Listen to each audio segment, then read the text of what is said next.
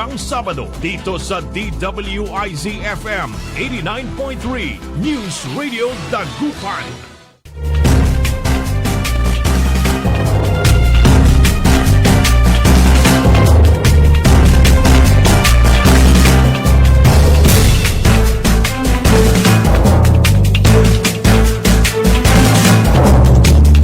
Good morning mga kaibigan. Naimbag nga bigat kanyayo amin na po.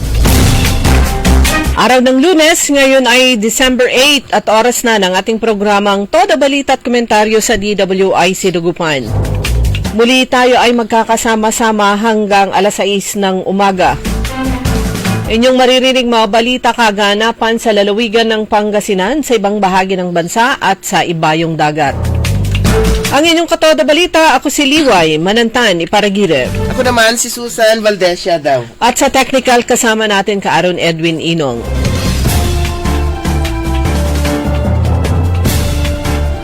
Sa ulo ng mga balita, sa Balitang Nasyonal, PNP Intel Tracker Teams nakaabang kay Diskaya. 130,000 katao apektado kay Wilma ayon kay OCD. Presyo ng domestic flights, hiling pababain. Philippine Coast Guard nasipat mga barko ng China, tambay sa Zambales. Dalawang big fish sa flood scam mabibingwit na ayon sa ombudsman. LTO Payola sumingaw sa tigil pasada. Sa balitang lokal, cough caravan ginanap sa bayan ng Calasiao. Poso Rubio athletes nagkamit ng matataas na parangal sa Pangasinan 2 Sports Meets 2025. Opisyal na pagpaparehistro para sa ikasampung bongbong sa ngayong taon magbubukas na sa December 15 sa bayan ng Mangaldan. Sa balitang pampalakasan, Alas Women agad sasagupa sa Thailand sa SEA Games. At ngayon sa detalye ng ating mga balita.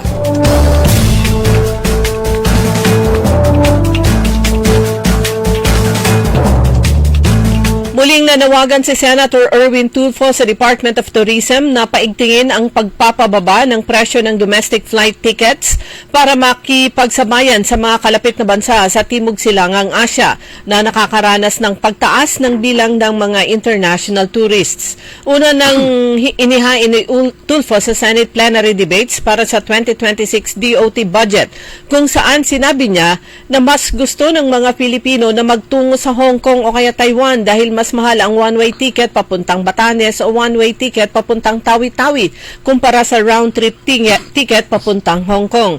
Tugon naman ni 2026 DOT budget sponsor Senator Loren Legarda, kinikilala ng DOT na ang mataas na airfare ang pangunahing hadlang sa paglalakbay kaya nakikipagtulungan sila ng masinsinan sa Department of Transportation, Civil Aeronautics Board, DTI at sa Philippine Competition Commission upang tugunan ito.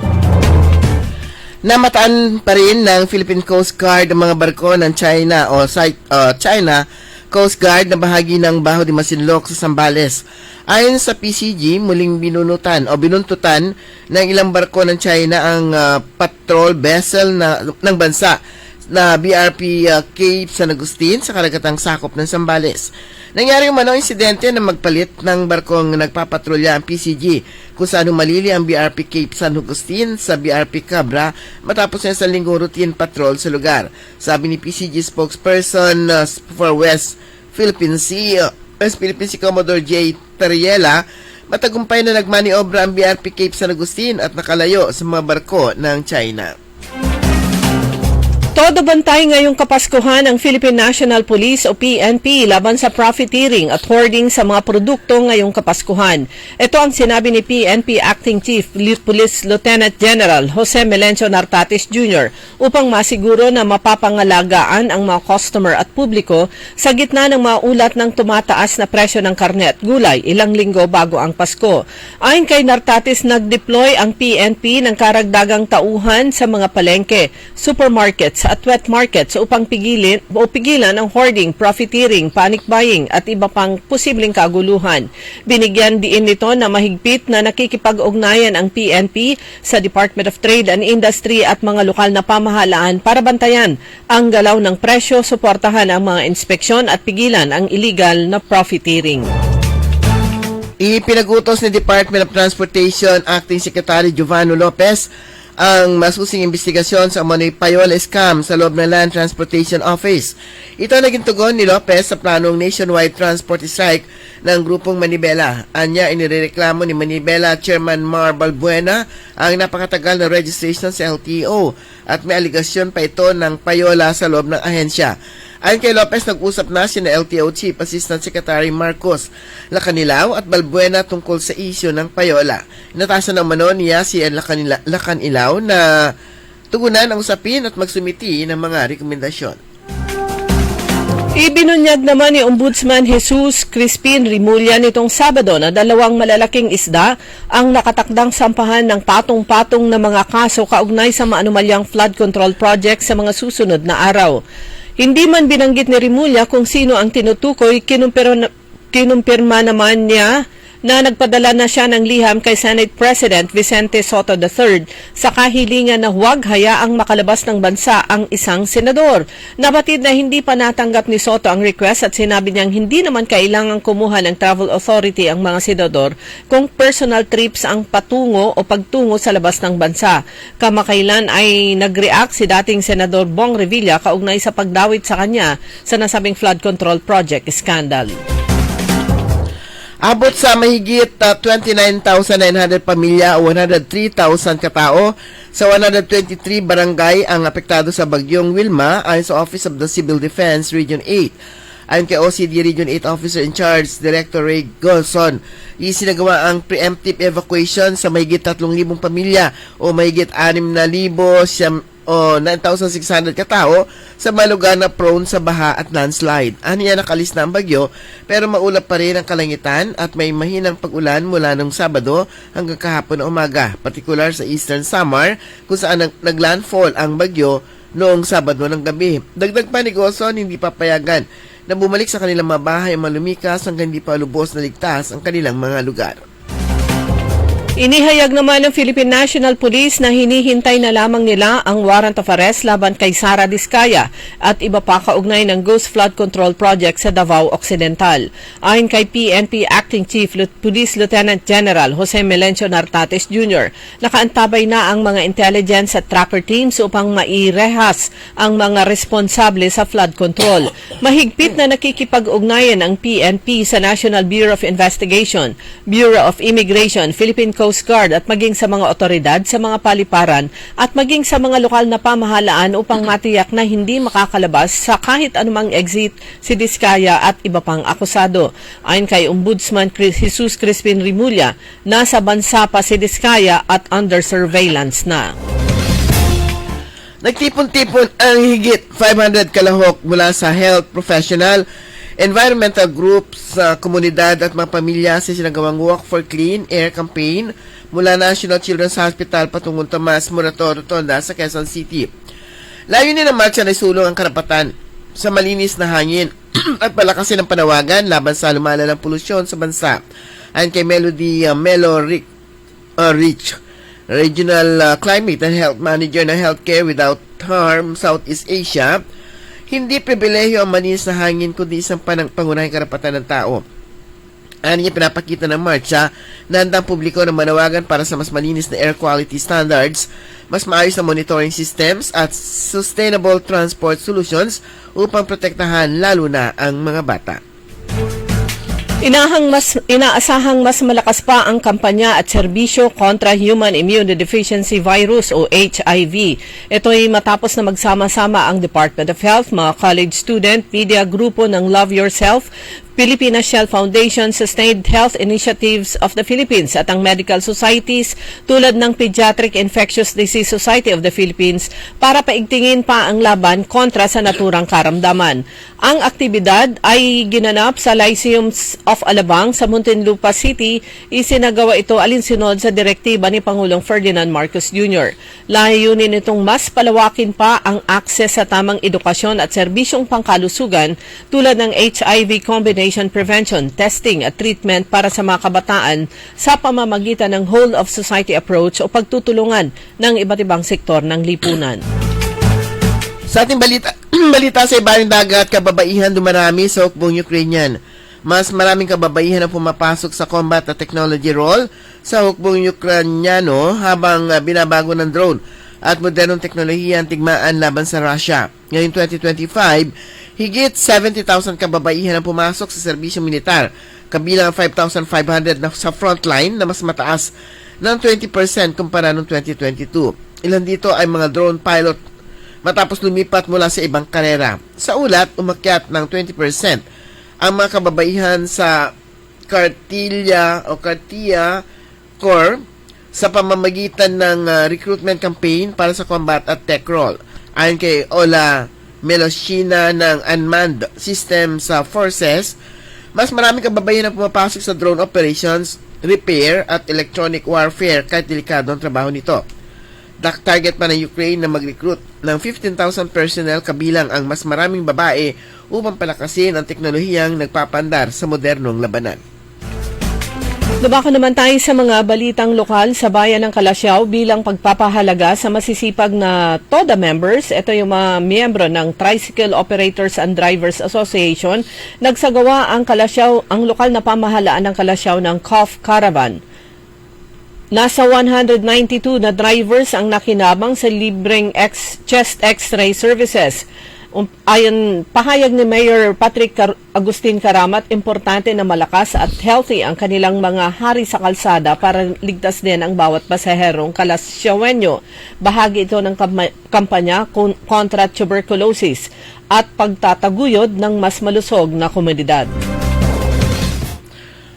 Sa siyudad na Alaminos, matagumpay na natapos ang 3 araw na Emergency Operations Center o EOC training ng LGU Alaminos sa pangunguna ni Mayor Art Brian Celeste sa pamamagitan ng City Disaster Risk Reduction and Management Office sa pamumuno ni CGDH Smilin Manalastas. Isinagawa ito sa Bulinaw, Pangasinan noong December 3 hanggang 5, 2025. Nagsilbing training course monitor at administrative officer sina Virginia Pablo mula sa OCD Region 1 at resource speakers naman sina Melchito Castro, dating OCD Region 1 Director, at kasama sina Justado Magpili at Engineer Cheris Kalikdan at Aris Aquino ng iba't ibang mga galing sa iba't ibang MDRMO sa Pangasinan.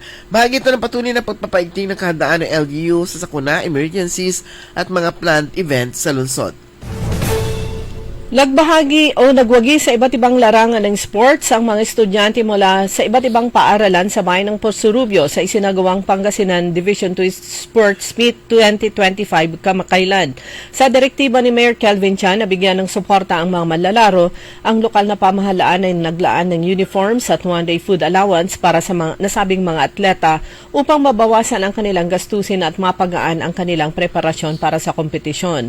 Sa nakaraang flag racing ceremony, binigyang kilala ang kanilang dedikasyon, pagsisikap at mga karangalan na kanilang iniuwing tagumpay para sa bayan ng Posurubio at hinikayat sila ng lokal na pamahalaan ay pagpatuloy ang kanilang pagsasanay bilang paghahanda naman sa Region 1 Athletic Association competition.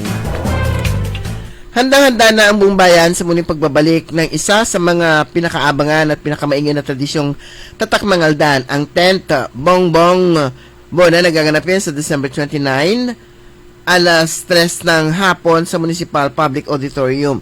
Magsisimula ang opisyal na pagpaparehistro sa December 15, Lunes, at magtatagal hanggang mismo araw ng kompetisyon, December 29, mula alas 8 ng umaga hanggang alas 5 ng hapon sa Migrant Desk Office.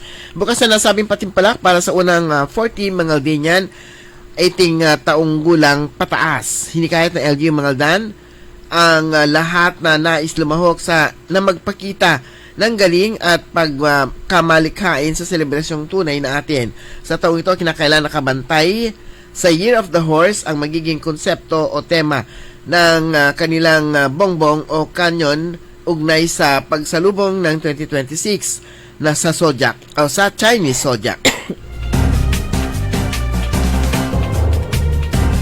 Kinilala ang lokal na pamahalaan ng Asinggan ang Bureau of Local Government Finance Region 1 sa dalawang natatanging parangal dahil sa kahusayan ng bayan sa pamamahala ng pananalapi para sa fiscal year 2024. Pinangunahan ang pagtanggap ng parangal ni Mayor Carlos Lopez kasama sina Municipal Treasurer Imelda Sison, Ruby Jean Pico at Lea Orpilla.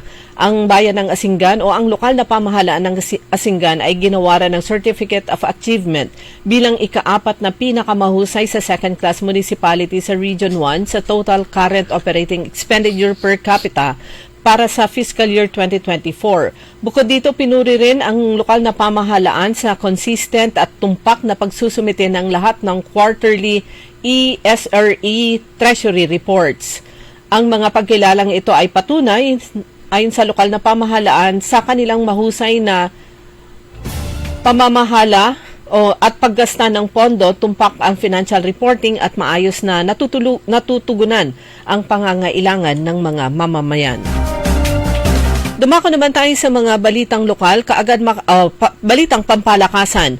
Kaagad makakatapat ng Alas Pilipinas Women's Volleyball Team ang 14-time defending champions Thailand sa una nilang laro sa 33rd Southeast Asian Games, 2 araw matapos ang opening ceremony sa Bangkok, Thailand. Isasalang ni Brazilian coach George De Brito, sina veteran playmaker Gia Di Guzman at Rising Stars Belia Bilen at Angel Canino. Lalabanan ng Alas Pilipinas ang Thailand sa December 11, kasunod ang Singapore kinabukasan sa Group E o Group A sa Indoor Stadium sa Bangkok. Tanging sina Di Guzman at Palomata ang natira sa tropang tumapos sa 4th place sa 2023 SEA Games sa Cambodia. Sumayon kabuuan ng ating newscast sa ating todo balita at komentaryo. Kami po yung matagapagbalita. Ako po si Susan Valdez Yadaw. Ako naman si Liway Manantani para gire ang oras alas 5:19 ng umaga. Ang balitang ito ay inihatid sa inyo ng Bingo Plus. Download Bingo Plus app now on Google Play and Apple App Store. Visit bingoplus.com to learn more. With Bingo Plus, bingo sa saya, plus sa panalo. Gaming is for 21 years old and above only. Game responsibly, keep it fun. Magandang araw po sa ating lahat, sa ating mga bisita. Inaanyayahan ko po kayo sa aming lungsod ng Alaminos para po mabisita at ma-experience ang ating mas pinagandang 100 Islands. Marami na pong pagbabago sa ating mga isla at sana makita namin kayo dito sa aming lungsod para po makapag-swimming, makapag-enjoy kasama ang inyong barkada at ang inyong pamilya. Tara na! Dito sa Alaminos City para sa ating 100 Islands. Ang patuloy na pagpapaganda sa 100 Islands National Park at lungsod ng Alaminos ay pinangungunahan ni Mayor Art Brian Celeste. High blood, salot, milyong-milyong katao na ang namamatay sanhi nito. Kaibigan, baka ikaw na ang susunod. Ni Mrs. Flor de Lisa Barbosa, ti Rosario, Santiago City.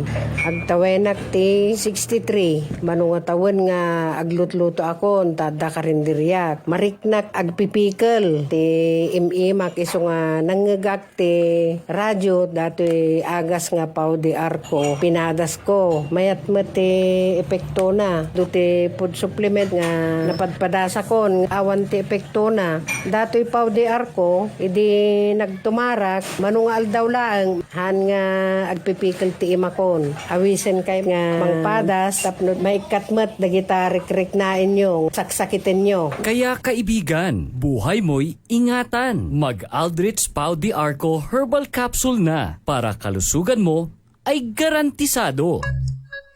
Uy Suki! Manaanap kayo na mamuran sa saliwan? Malinis tan sariwan panangan para at agaw-agaw yapon siya no walay okasyon? Walay suggestion meet si kayo. Galila at Macador Market. Yatiman, makasaliw na mamura. Sariwa, tan malinis, yasa saliwan niya karne na baboy tan baka. Manok, sira, ising tanan duruman Ricardo para ed panangan. Narumog yumet at Macador Market so saliwan na dry goods, groceries, panangan, tan walamat so lakuan na prutas. Anthony Serenso Alagaranyo, gawa yun nanduruma supon sayo agaw-agaw at Macador Market. Lukas agaw-agaw sa Macador Market, manlapon alas 4 at palbangon, anggad alas 8 yalabi. Bisita kila at Macador Market, Galvan tan Zamora Street, Jad Downtown at Syudad na Daguban. Liway Manantan at Isusan Yaraw sa Todo Balita.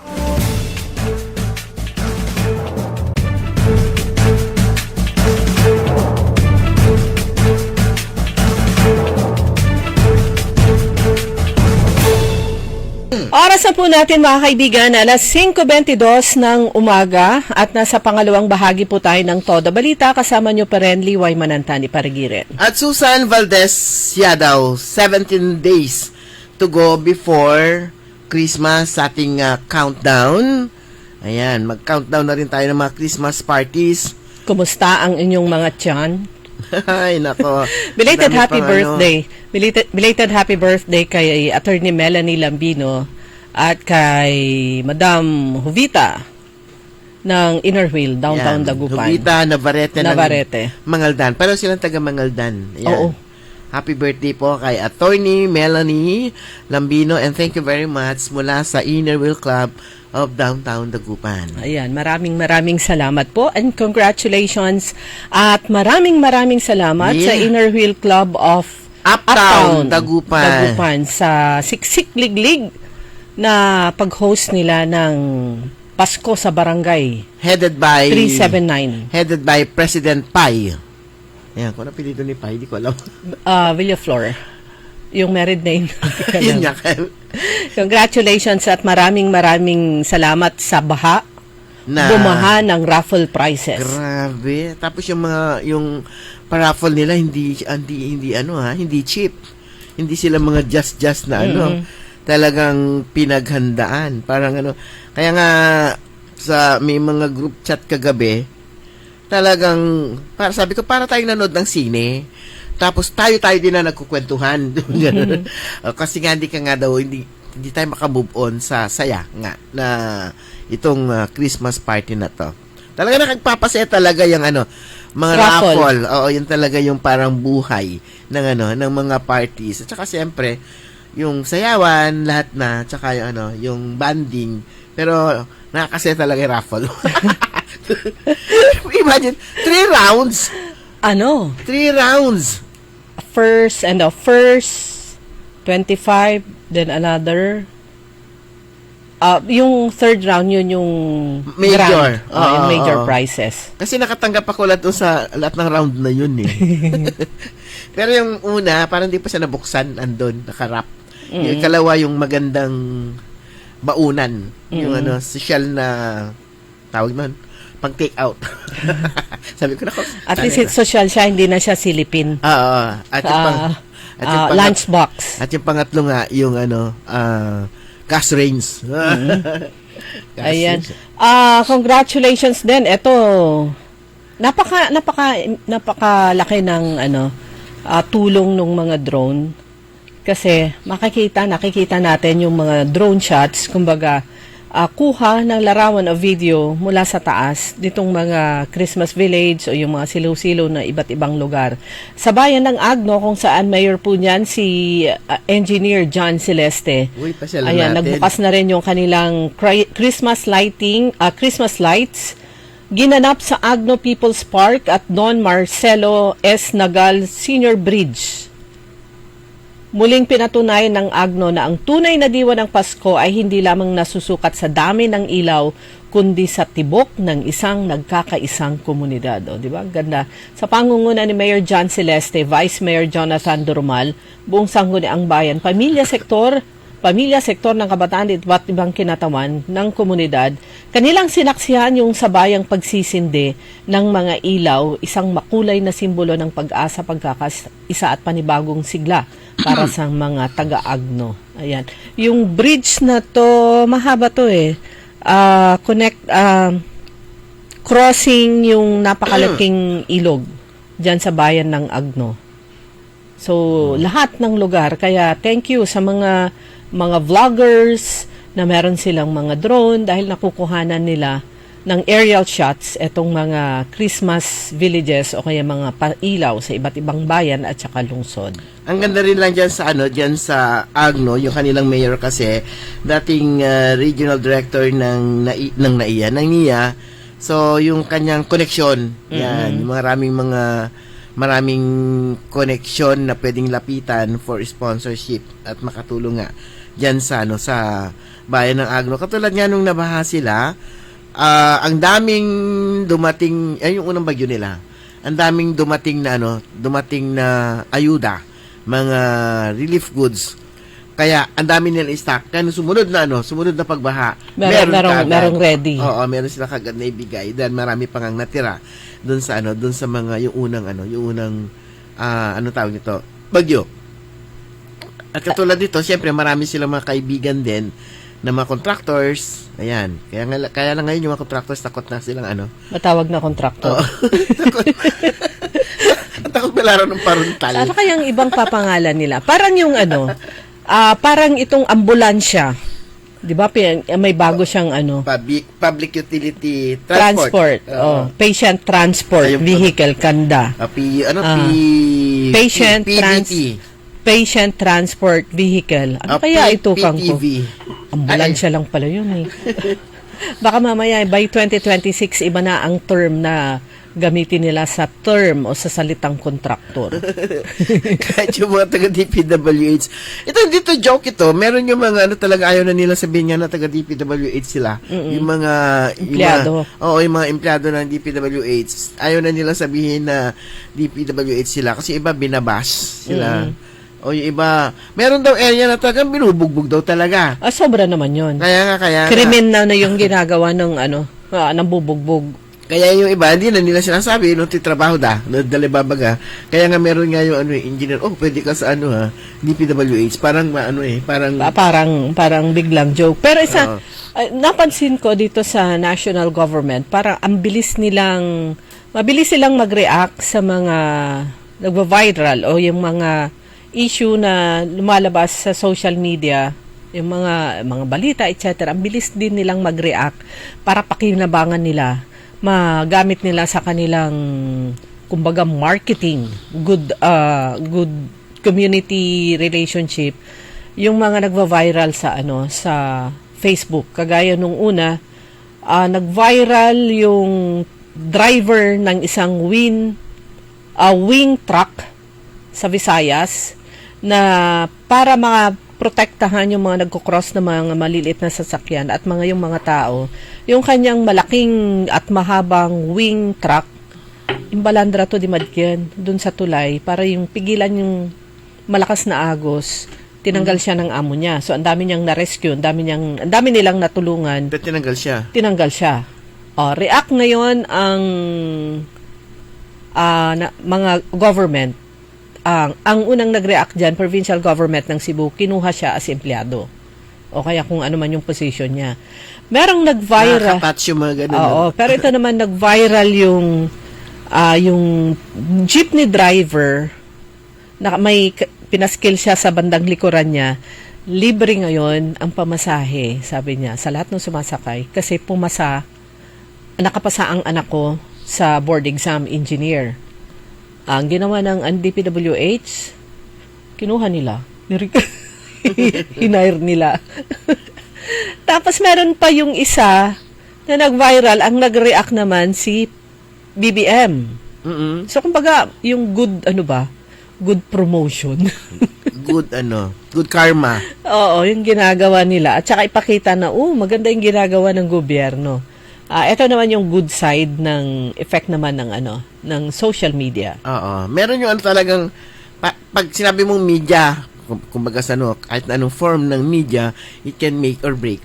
Yan. So, yan yung mga kapag ka negative, talagang wala ka talaga. Pero kapag ka naman positive naman, Super. Tingnan mo yung ano, yung batang nagligtas ng ano. Tama. Ng- Pero talagang selfless yung batang yun. Eh, yung dumating na ano naman niya, hindi na niya masuka. Hanggang ngayon hindi humihinto kasi meron yung mga nag-pledge na tuloy-tuloy yung assistance na kanilang ibibigay. 3 scholarships na yata na yung i-offer sa kanya pang kolehiyo. Pero Yun yung mga hindi naghahanap ng ano ng kapalit. Tsaka yung ano ba? Hindi umaasa na magkakaroon ng yung ano. instinct ba niya na, marunong akong lumangoy. Instinct na tumulong. Imagine yung ilang taon ba yun, balik-balik siya para tumulong. Ang hirap, para sa mga swimmers.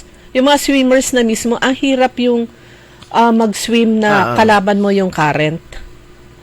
Yung agos ng tubig na tapos balik-balik siya. Imagine mo Pero ang dami niyang yung ano nailigtas. ano tawag na doon, yung may ulay termit sa man. Taka muna.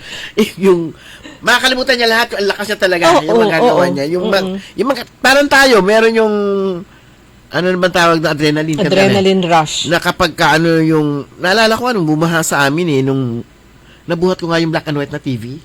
Diba, kalaki nun. Adrenaline rush. Na ang dami kong nabuhat noon. Pagkatapos noon, pag samantala pag mamamalengke ka, magtatawag ka pa ng kasama mo magbubuhat. Pero yung mga mabibigat, mabubuhat mo na, hindi mo na mamalayan. So yan, doon sa balik ka natin yung yung sa Agno. Meron ako nakitang opening ng kanilang kinaldingan. O di kambing. Di ba? Ibig sabihin, madami silang alagang kambing. Pero naano ko na So, iba't ibang luto ng kalding. parang kailangan natin mamasyal doon na. Pwede. Meron ba schedule next week? Wala pa masyado. Kasi wala pa akong alam. Kinaldingan. Suporta rin po yan sa mga farmers. At syempre, marami yung mga nag-aalaga din ng kambing. Ingat kayo ha. Ang daming ang kambing, hindi masyadong umiiyak yan pag medyo yung kakargahin na lang na gano'n. Yung nakita, ikaw ba nakakita nun? Sino ba yung nagkwento nun? Yung binuhat na lang niya Kasimple-simple, oo. Binuhat lang na gano'n yung mga kambing na Tapos, ang worth na nung kambing ay nasa 4,000, 5,000. Imagine, imbis siya pagkakakitaan nila nitong December na wala pa. Yung Kinaldingan Caves pala. Cave. Yeah. Oo. Pag for our Simambahan and Kinaldingan Caves at 2 Pagayusan, bubuksan na ito for public. Puntahan natin. Yan, pa-schedule tayo. Pag walang bagyo. Ayan, to prepare cave management plan. Ayan, pato, Kinaldingan. Siguro maraming kambing doon. Kasi Kinaldingan ng ang akala ko kanina, kainan eh. Ano pala, kuweba? Kuweba pala. Hindi pala siya turo-turo. Ano ba yan? Okay, mga kaibigan, oras po natin. Ganap na alas 5:34. Babalik po tayo pagkatapos po lamang ng ilang paalala. That Time Check was brought to you by ACS Manufacturing Corporation, ISO certified world-class quality. Ladies and gentlemen, the new face of your favorite restaurant in Dagupan City. The original party place in town. The Music Warehouse Club, Dagupan City. No need to go to Manila's top bars like Silo and BSK Club. Dagupan has it all. Fully air-conditioned with free entrance, free parking, and restrooms for all. Doors open at 7 p.m. Do well, live well, and dress really well. Find us at Paris Street, Barangay Pogo, Chico. Contact us at 075-522-2617. Reserve your tables now. Kaya sabay natin paghandaan ang kinabukasan. Sa Fortune Life, maaasahan mo tapat ako sa aking pangako. Para sa compulsory insurance coverage for agency-hired migrant workers, Fortune Life Insurance. Securing your tomorrow today. Hoy mga suki, hanap nyo ba ay mga murang bilihin, malinis at sariwang pagkain sa pang-araw-araw at handaan tuwing may okasyon? May suggestion kami sa iyo. Tayo na sa Macador Market na kung saan inyong mabibili ang mga mura, sariwa, malinis at ligtas na bilihin tulad ng karne ng baboy at baka, manok, isda, gulay at iba-ibang sangkap sa pagkain. Matatagpuan din sa Macador Market ang dry goods, groceries, eateries at fruit section. Kaya ano pang hinihintay nyo? Gawing bongga ang handa mo everyday with Macador Market. Macador Market is open from 4 a.m. to 8 p.m. Visit us at Macador Market, Galvan Street at Zamora Street sa downtown Dagupan City. Liway Manantan At Isusan Yadaw. sa Todo Balita. Oras na po natin mga kaibigan, alas 5:36 na ng umaga. Dito sa Bayan ng Calasiao, sunod-sunod naman yung mga malalaking events nila kaugnay sa selebrasyon ng Puto Festival. Happy anniversary kay Kaaron Gabriel Cardinosa. Anniversary nila. At kay Ma'am Josie. Ayan, happy anniversary. Sila ay nasa US. At good morning na rin kay Mother Helen Bernardo at kay Papa Rap. Yeah, good morning, Mother. Yung sabi mong tatawagan, sabi niya, pag di ako busy, tawagan ko siya. Nakaligtaan ko na eh. Tinatawagan ko na isang araw na hindi na ako busy. Wala naman siya. So, ito naka-schedule sa Bayan ng Calasiao, naka-schedule yung kanilang street party. Tandaan po yung petsang to. December 13, araw ng Sabado, alas 6 ng gabi. Ang mga magbibigay ng musika sa nasabing street party ay ang Itchy Worms, The Don, Rob Daniel, Lady Morgana, si Raven at saka Anton Diva. Mga ano to, anong tawag na doon sa mga nagsusuot ng kasuotang babae na yung mga nagpe-perform. Itong tatlo na to, Lady Morgana, syempre ito yung mga pangalan nila paggabi. Lady Morgana, Raven, Anton Diva, si Rob Daniel, kung sino man siya. Pero ang pinakakilala ng aming henerasyon at ng henerasyon ngayon ay kilala din nila Itchy Worms at saka The Don. Mga banda po yan. Pero yung iba, hindi natin alam. Street dance competition tapos na. Hindi ko mahanap kung yung result. Pero ilan lang po yan sa mga... ito ang gusto kong puntahan. Kaugnay pa rin sa Calasiao Puto Festival ng Bayan ng Calasiao. December ay tapos na. Bird exhibit and bird tricks for a cause. Special guest Leonard Kuya Honard Hernandez. Tapos na.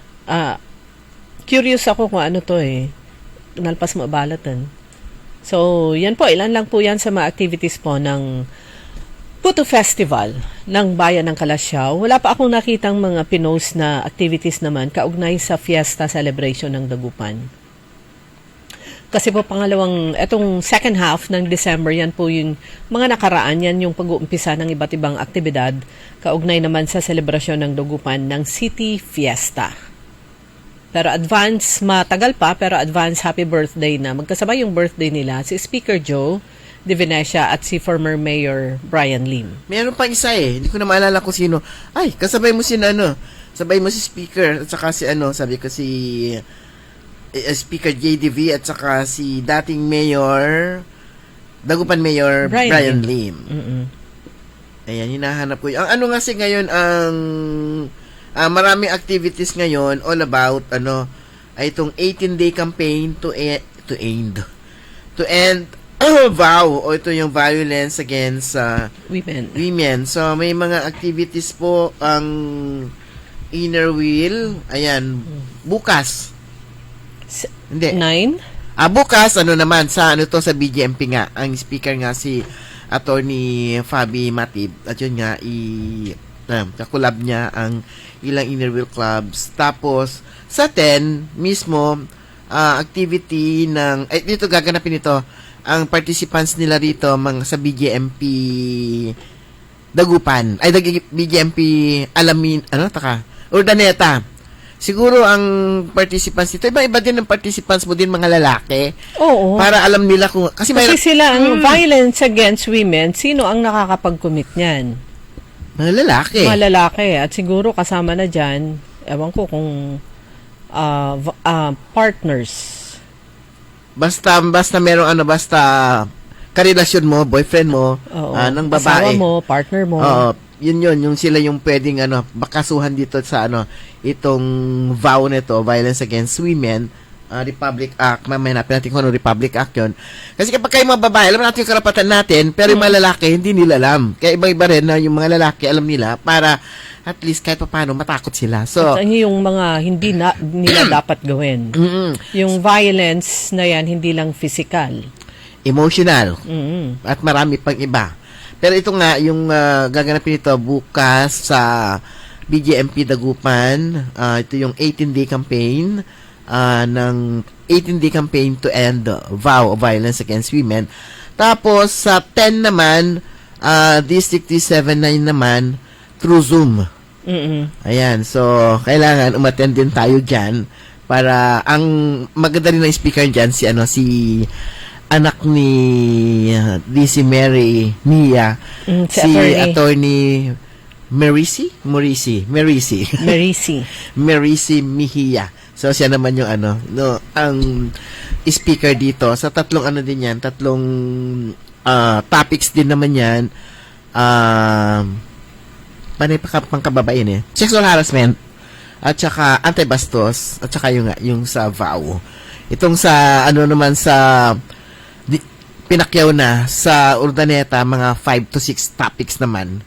Yung tatalakayin ni Attorney Fabi Matib. Sabi niya, nire-request niya sana kung pwede, merong ibang speaker. Kasi sabi niya, baka maging boring kasi nag-iisa siya. Kaya na kasi pro bono. kaya sana yung kayo na lang. Siya, si Attorney Fabi, siya po yung head ng NBI Alaminos. Ayan. Tsaka member din po siya ng Inner Club of Downtown Dagupan. Okay, yung mga nagtatanong schedule naman ng mga activities sa Kapitolyo sa probinsya sa 12. Sa Friday na po ito, Capitol Lighting and Opening Program with awarding of winners, LGU's Parole Making Contest. Alas 6 ng gabi sa Capitol Plaza. Susundan po yan ng fireworks display. And then sa 13, opening ng Children's Christmas Village sa Capitol Beach Park. At syempre, alas 9 naman ng gabi. Alas 7 po yung opening ng Christmas Village. Alas 9 ng gabi sa Capitol Beach Park pa rin, fireworks display. Tapos sa 15, umindak at magningning, pagdiriwang ng talento at serbisyong ang galing, hospital personnel. Tapos Aligando, the Capitol. 15 ang umpisa ng simbang gabi. O 16. Kasi ito yung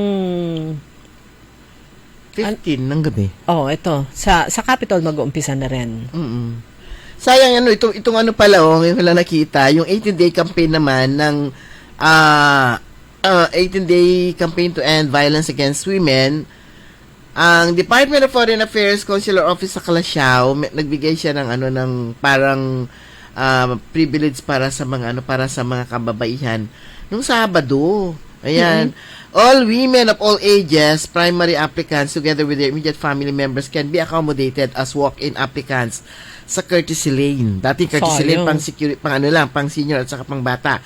To avail of the courtesy lane, the applicant must present complete set requirements. Para sa mga kababayan to, please note that the approval of the primary applicant is a prerequisite for the approval of their immediate family members.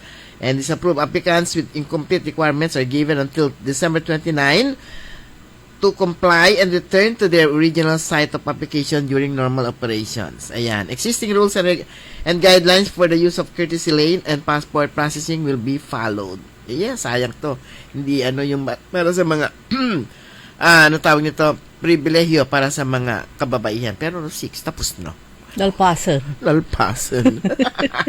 Tingnan nga natin. Sayang ikaw, yung mo sana. Kaya nga tingnan ko naman tong holiday ngayon. Holiday ngayong araw. Feast of Special Non-Working Holiday base sa Republic Act number 10966. Every December 8, the Feast of the Immaculate Conception of Mary. So, sa Central Pangasinan Electric Cooperative, sa advisory po nila, holiday advisory. So, yung main and area offices, sarado po ngayon dahil nga holiday, but response to reports and actions to maintenance kung meron po kayong kailangan, SOS. Ayan, may nasira, o kaya naputol, o kaya biglang nawala ng kuryente. Ayan, pwede kayong tumawag. Yung kanilang maintenance services are in 24/7 continuous operation. So, what you need to know, sabi dito ng Senpelco, office operations will resume the next working day. So, kinabukasan, bukas na po sila. For your convenience, you may also pay your bills anytime, anywhere through EasyPay collection agents. At saka for inquiries, pwede kayong magpadala ng message sa kanilang Facebook page. Anong na yan, company? Central Pangasinan Electric Cooperative o kaya Senpelco. O yung Decorp naman, meron sila advisory na hindi sila mamumutol ngayong buwan ng Disyembre bilang pamasko. Kaya walang delivery ng notice of disconnection. Kasi nagbabayad ako pag may notice na eh. Oo, pero ang sabi nga natin, huwag nyo na antayin nyo. Hindi porke suspended, hindi na rin kayo magbabayad. Kung meron naman na kayong pambayad, magbayad na kayo para pag-welcome sa inyo ng buwan ng January, hindi masyadong mabigat. Kasi nangyari na sa atin yan di ba nung natandaan ninyo nung pandemic, may moratorium. Wala mo na magbabayad. Pagdating ng bayaran, tungeng kanto dadako babayaran. Complain pa rin yung mga tao kasi naipon yung bayarin nila. Akala nila porque suspended mo na, sinabing walang collection. Suspended lang pero maniningil pa rin sila. Kasi kailangan naman po nila yan para sa kanilang operation. Yan. Kaya kung meron, di bayad na. O kalahati, kung kalahati, basta importante na babawasan yung inyong bills. Dahil di ba, ang dami-daming bills na hindi lang kuryente, hindi lang tubig, kasama na yung telepono. Kasama na yung plan. O tapos syempre, kailangan babayaran nyo rin yung inyong Netflix. Marami. Kailangan may laman yung inyong GCash. Yes, Converge, kung ano-ano pa. Ayan, nabayarin. Good morning po sa lahat po ng ating mga suki. Yan, yung maraming mga maagang nagigising, naghahanda pa rin, naglilinis at kung ano-ano pang mga gagawin nila, paghanda para sa Kapaskuhan. Yung iba naghahanda ng pang regalo. Yan, yung iba naghahanda magtago. Niisip kung saan sila magbabakasyon, kunyari. para hindi sila mahanap sa araw ng Pasko. Ayan. Okay, mga kaibigan, bilis po na oras natin. Ganap na po alas 5:48. Babalik po tayo pagkatapos po lamang ng ilang paalala.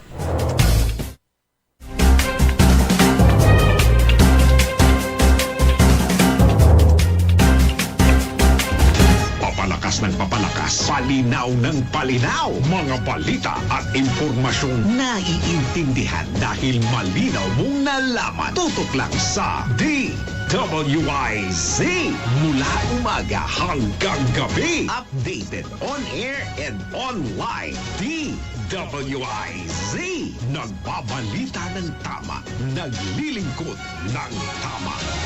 DWIZ. Makisali sa mainit na talakayan sa Karambola. Live na napapanood ang Karambola via DWIZ 882 Facebook page.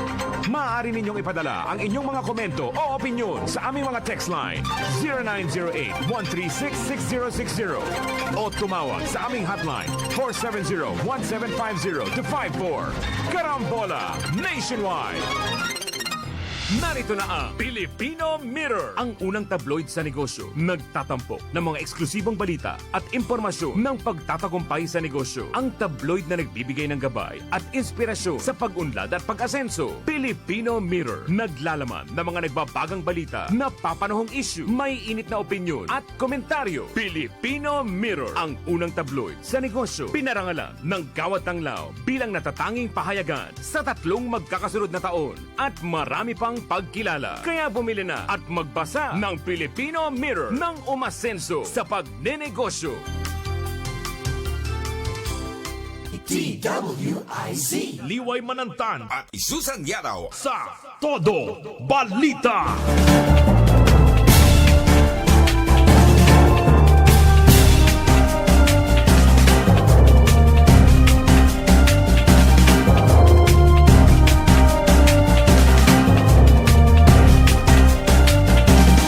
Oras oras na po mga kaibigan, meron na lang 10 minuto bago mag alas 6 ng umaga. Unahin ko na to kasi baka makalimutan natin sila mamaya. Ilang araw na rin tayo hindi nakaka-roll call. Sina Randy Manawis, Glory Sanchez Maramba, si Roberto Nimer, Ernesto Mosada Jr., Bogs Vidal, Julian Fernandez Soson, at Ben Gab Hubillanos. Good morning. Si Madam Rose Mariche. Madam Rose, good morning. At saka si Kuya Benji Tan, birthday ng kanyang anak sa next week. Happy birthday. Sino na nga may birthday? Basta birthday. Anyway, birthday.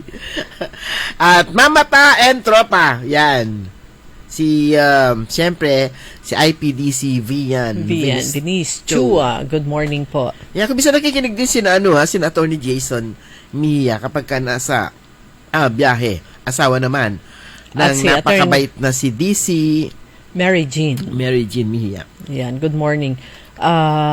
Siyempre, si Mamata ang Tropa tapos na, no? Oo, yung ating mga kaibigan dyan sa Tondaligan, sina asawa ni Ama. Si Ina.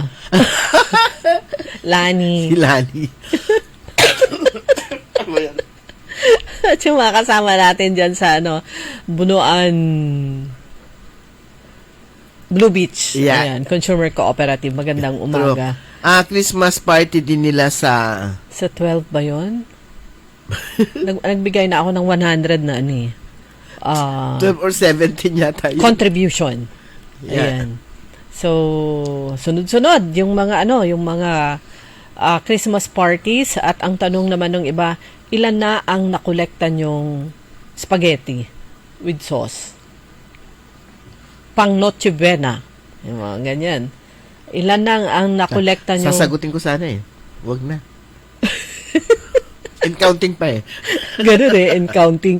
Eto, may public advisory ang Region 1 Medical Center. Ang sabi po dito, ang Region 1 Medical Center sa pamumuno ng Medical Center Chief si Dr. Joseph Roland Mejia nakatanggap ng ulat na may mga individual o kaya grupo na nagkukunwaring kaugnay o kaanak ng maopisyal upang manling lang humingi ng pinansyal na suporta o kaya investment.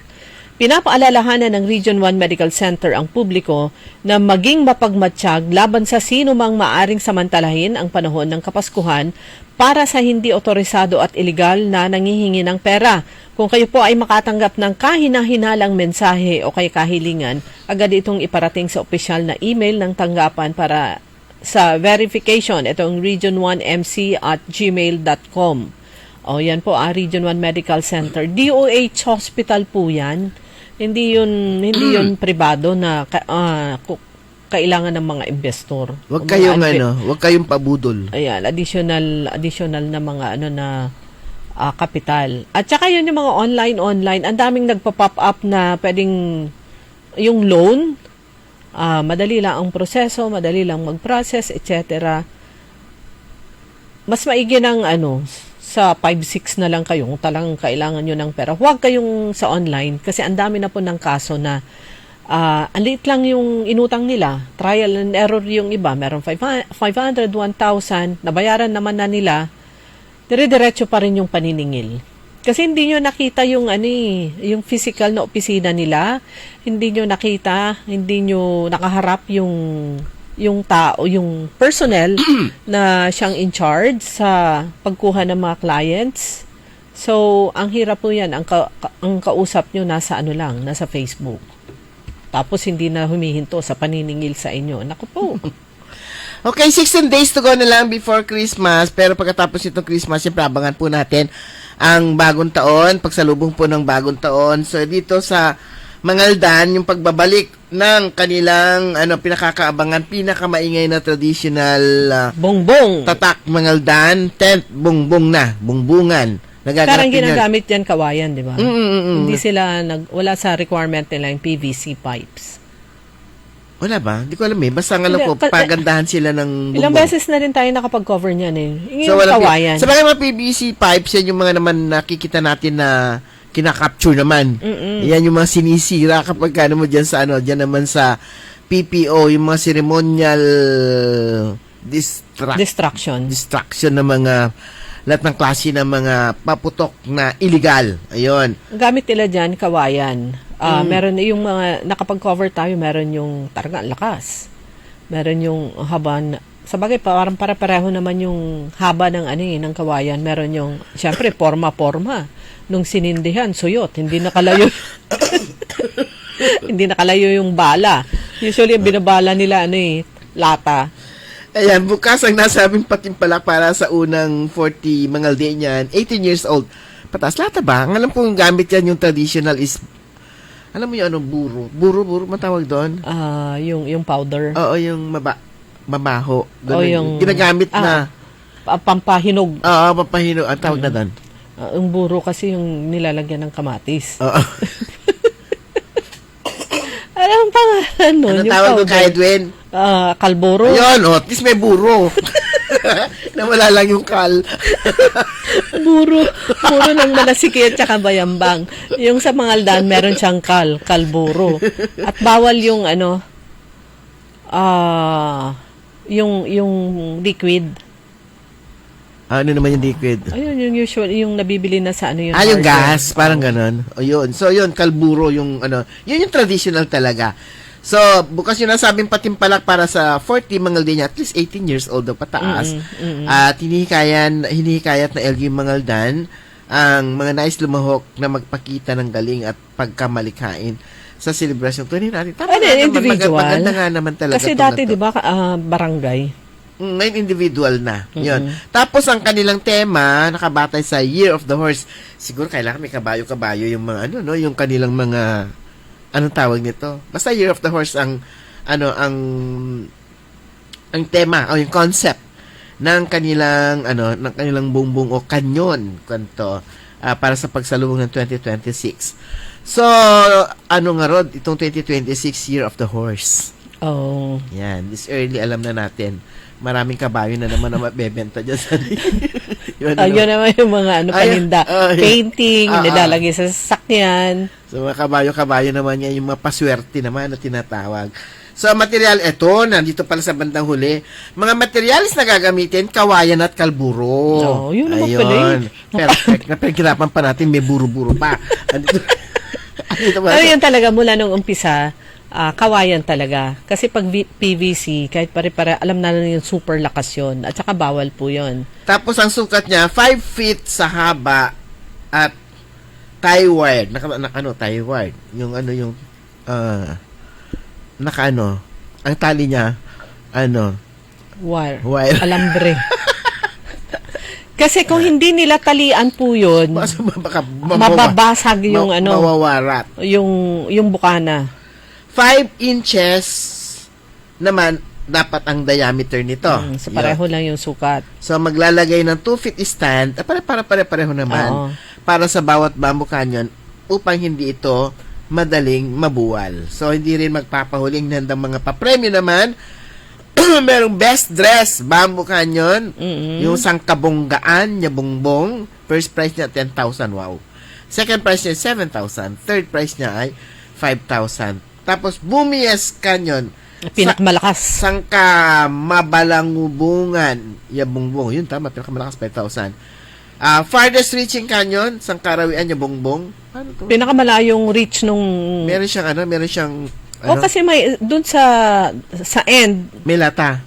Yung lata yun. So, dapat umalis sila dun. Hindi natatamaan kasi sila nga, lata. yung nag-cover na suyot kasi, wala pa yatang 2 meters yung layo nung lipad nung...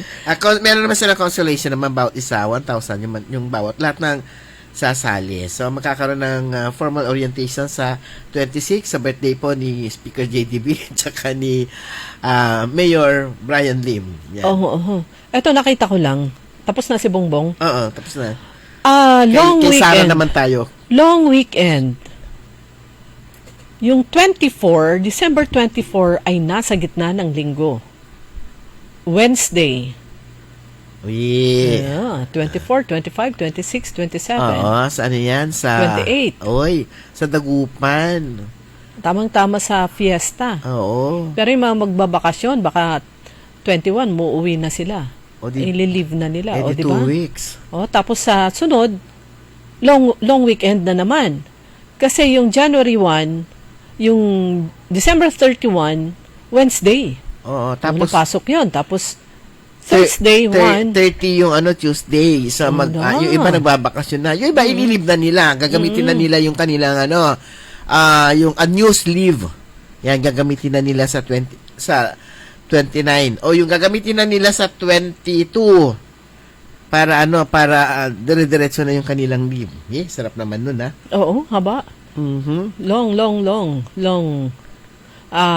Napakaganda nito para sa mga magbabakasyon. Ayan. Alas 6:01 na. Mga kaibigan, wala na po tayo sapat na oras. Antabayanan po ninyo, susunod agad, early in the morning. Makasama po ninyo si Karen Orly Navarro. Programang Todo Balita at Komentaryo, kami po niya nakasama sa technical side, si Ka Edwin Inong. Ako po si Liway Manantani Paragire. Ako naman si Susan Valdez Shadaw. Magandang umaga po sa inyo lahat. Ang balitang ito ay inihatid sa inyo ng Bingo Plus. Download